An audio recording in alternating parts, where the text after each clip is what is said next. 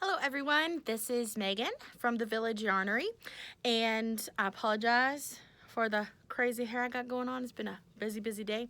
Anyway, this is video number 1 for our Mountain Mist hat knit along. This video will take you step by step through the knitting of this hat. If you are doing our follow-up knit along, which is the Mountain Mist sweater, this hat will serve as a gauge swatch for you. If not, then you will just end up with a lovely hat. A bit of a disclaimer, and I will mention this again later on in this video and then in other videos.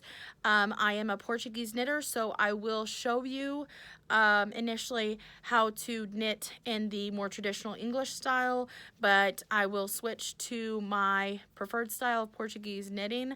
So if you're looking at it and thinking, wow, she's doing something really weird, I'm still doing the knit stitches and the purl stitches. I'm just doing it in my way that I do it. So anyway, let's get to it. This is the hat that we're going to knit, the Mountain Mist hat. You have your ribbing, then you have the beginning of your body, then you have your colorwork section, and then more. This is a very lovely hat. We are knitting it in Cascade Aegean Tweed. A wonderfully 100% organic wool. It's a DK weight yarn. It is a real pleasure to work with. The pattern calls for a worsted weight to Aran yarn. So if you are using a worsted weight to Aran yarn, please follow along your pattern for needle size suggestions. Because this is a DK weight, I am using a size 4 for the ribbing, a size 6 for the body, and a size 7 for the color work.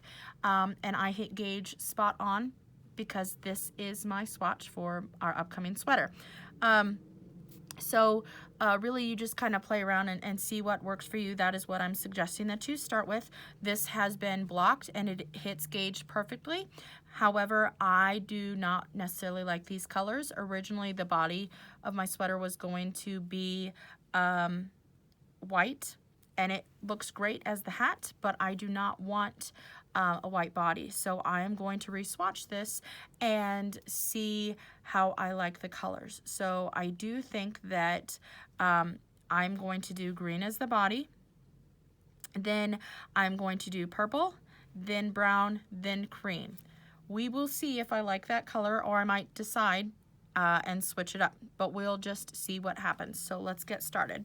I am going to use the magic loop method. So I have my size 4 needles here, and I have a really long cable. You do whatever method works for you. If you want to use just 16-inch needles to knit in the round, DPNs, whatever you use, you use. I will say this, if this hat is just a hat, then use whatever you want to make it. If this hat is going to be serving as your swatch for your sweater, you need to use whatever needles you're going to use to make your sweater. So these are my Chalgu twist needles. I will be using these on my sweater as well, so that is what I'm working with, okay?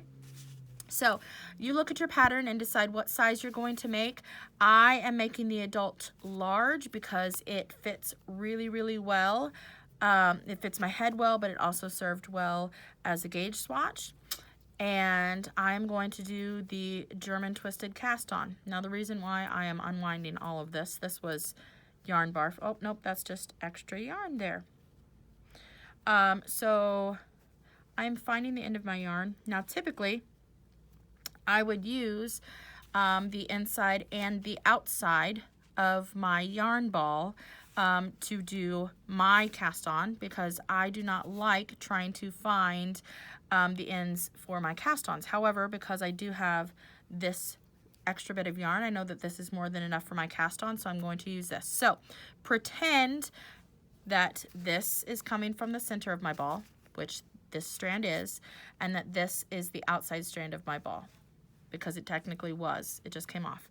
So what I'm going to do, now if this is too confusing, then you go ahead and do whatever cast on method you like. If you like to try and measure out and guesstimate so that you get your stitches just right on your long tail cast on, you do you. There's no one way to do it, no right way to do it, but you do whatever you want to do. This is how I do it. So I go ahead and give myself a slip knot using the two ends of my yarn. Okay. This does not count as stitch. This is not one stitch. This will get dropped off whenever I join in the round. So now I go ahead and I make my little V here, and I'm going to do the German twisted cast on, which is just a modification of the long tail cast on. I am doing this because it is just a little bit stretchier. I gave myself a little paper cut with my yarn tag. Don't do that, okay? So anyway, this is how I'm gonna do it. This is the German twisted cast on.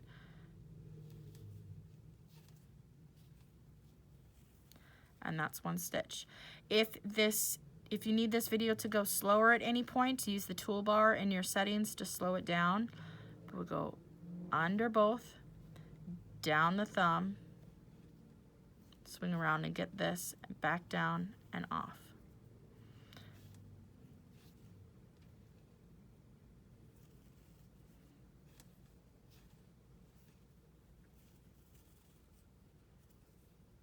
Under both, down the thumb, down the finger, and back in where you went through the thumb and off. So I'm going to continue on doing this cast on, and I will see you back here once I have all of my stitches cast on.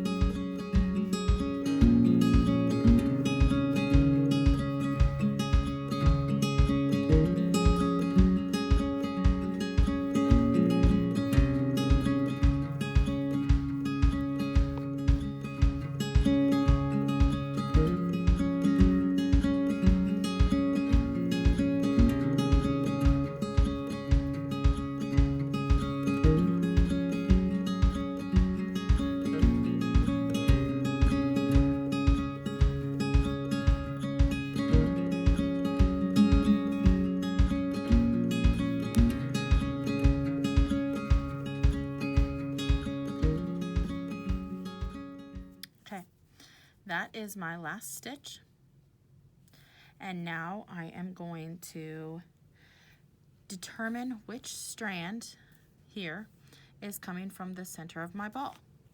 It is this strand, so this is the strand that I want to keep working with.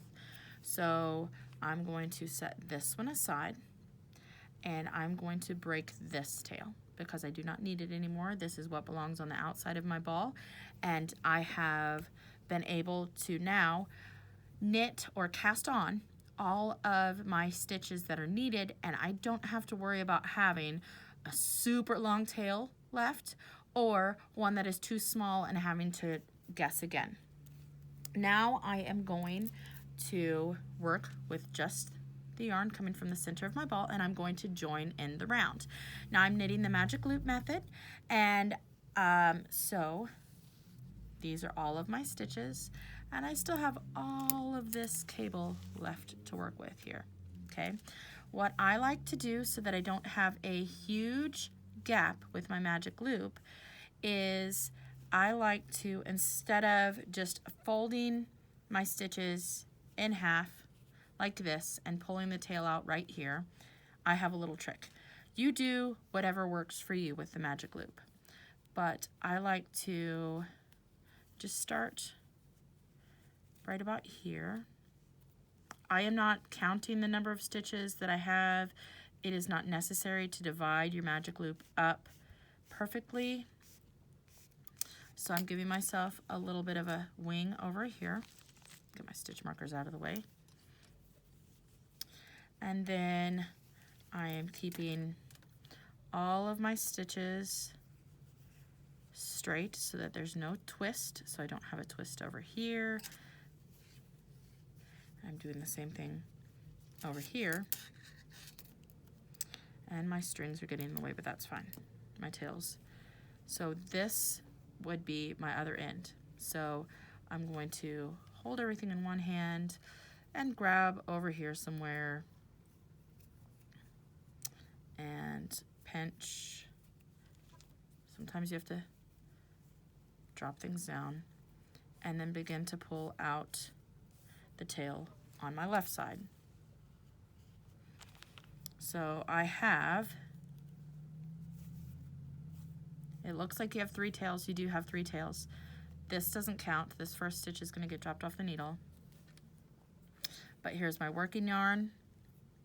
I don't have any twist in my stitches, so I'm going to slide the stitches over here on my left-hand needle.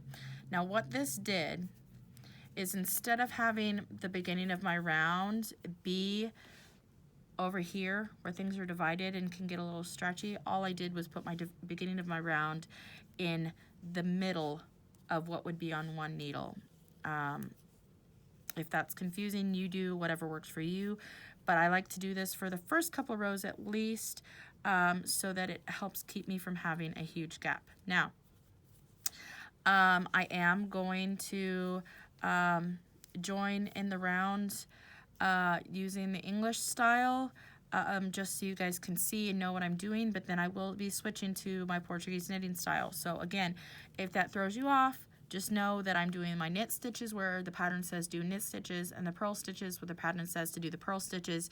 I'm just doing it with my method because that's how I prefer to knit. That's how I get the prettiest work for myself, and so that's what I'm doing. So this is this slip knot here. This is what I used to join my yarn. We don't use knots in knitting, so we're just going to slip that off and just let that hang out. That tail will get woven in later. So the pattern tells me to knit in 2x2 rib, so that is knit 2, purl 2. Now, I have a marker here to mark the beginning of my round. I do not put it in on my first round. If you are just going to use a size circular or 16 circular needle, feel free to go ahead and put it in. You can put it in now and it's fine. I always put it in after I knit the first round so that I don't have a gap created by the stitch marker, and because I'll be able to tell where I started, because here's my tail. So I'm going to go in and knit 2 stitches, bring my yarn to the front, and purl 2. Now, I am not the most graceful when it comes to throwing because this is not my preferred method, but knit 2 and purl 2. I am now going to switch to the Portuguese style. If this is confusing to you, or if you have an interest in the Portuguese style, I teach classes on it. I love to teach people about it. So put my yarn over there. Yarn stays on the left side.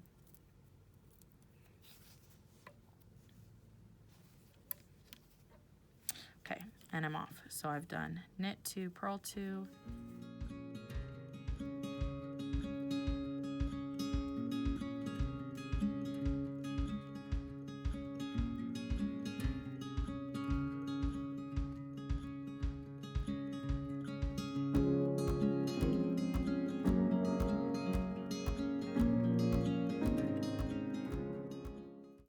I know that this yarn is dark, so you guys may not be able to see my stitches, but if you guys are doing this knit along, you should know what a knit stitch looks like, and you should know what a purl stitch looks like. But this was my first stitch of the round, because that's where that tail is. There you had knit 2, there's purl 2, knit 2, purl 2. You can see the purl bumps. So I'm just continuing on in this method.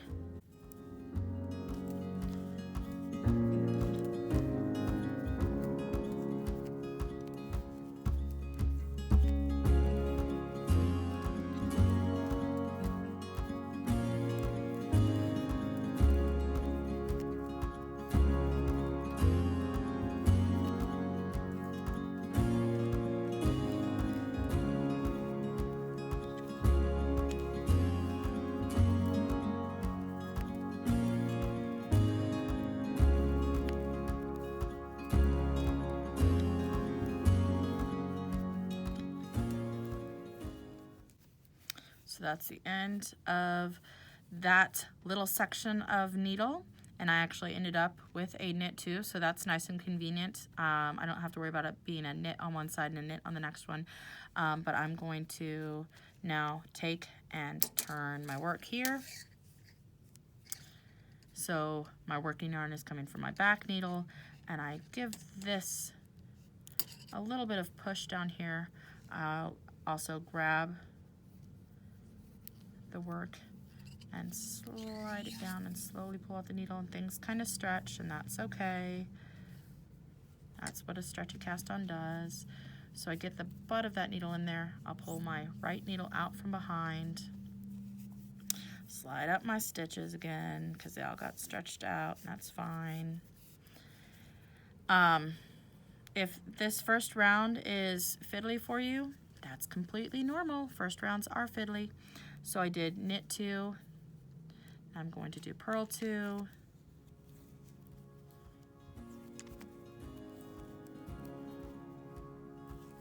And knit 2. And purl 2. And knit 2. And so on and so forth. So I will continue doing this, and I will see you guys whenever we get back to the beginning of the round. Okay, I am approaching the end of round 1 here. And now I will tell you that sometimes things will happen and you get your stitch count off. But that is not the end of the world. Or let's say that you have an extra stitch. So there's my last knit 2, and this is my last purl 2. Now if you get here and you realize, oh no, I have 1 extra, so I've knit 2 and I look and I see that I'm going to purl 3, then just purl 2 stitches together. Okay, it's not the end of the world. If you have 2 extra stitches, you know, just drop a stitch then. Purl 2 together and drop a stitch. I did that on a hat that I started not long ago, and it turned out fine. You just have a little bit of a gap, but that gap's only for a couple of rows, and then you just continue on. So I just placed my beginning of the round marker, and I'm going to continue on with my 2x2 ribbing for the length that my pattern says that I need to do ribbing. Now, if my pattern said that I was to do 2x2 ribbing for so many rows, or that I needed to do like, let's say that this was a sleeve and I'm doing ribbing for so many inches and I want my 2 sleeves to match. Essentially, anytime you need to keep track of your rows, what I will do is when I start row 2 and I get to a knit stitch, because it's easiest to count your knit stitches. So let's say I'm starting row 2, I need to keep count of my rows, and I'm at a knit stitch here. I will take a locking stitch marker. I don't have one handy, but I do have a paper clip, because you use what you have available. And I am going to mark the knit stitch of the previous row.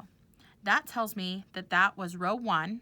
So when I knit my ribbing for however many rows I'm going to knit it, I can then count on up and see this is how many rows of ribbing that I did. Just a little extra tidbit to throw that in there for you. So anyway, I am going to end this video now. I'm going to continue with the ribbing of my hat. And when I am finished with that, I will start another video, and I will meet you where we're switching from our ribbing to the body of our work. Let me know if you have any questions, guys. Always happy to help.